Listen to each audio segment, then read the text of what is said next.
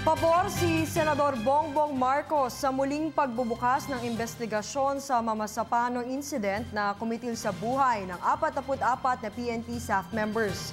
Subalit ayon sa Senador, maaaring maapektuhan ang pagpasa sa Bangsamoro Basic Law sa pagbubukas ng bagong pagdinig.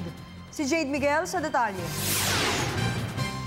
Sang-ayon si Senador Bongbong Marcos sa pagbubukas muli ng investigasyon ng Senado hinggil sa Mamasapano encounter.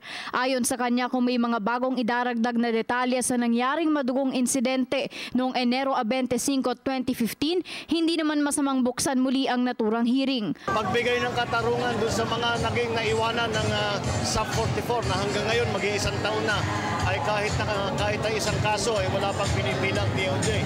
At kung meron pa tayong makita na mga pangyayari nung nangyari sa Mamasapano na massacre, ay siguro makakatulong ito sa proseso.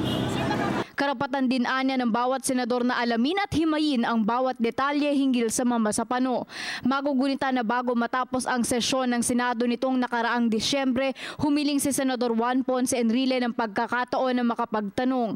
Base sa ruling ng Committee on Rules, magiging valid pa rin ang mga nakaraang hearing kung may assertion na may mga bagong mauungkat sa pagbubukas ng panibagong pagdinig. Dahil dito, pinayagan muli ng komite na magsagawa ng hearing ang Senado hinggil dito, ngunit wala pang petsa kung kailan ito sisimulan.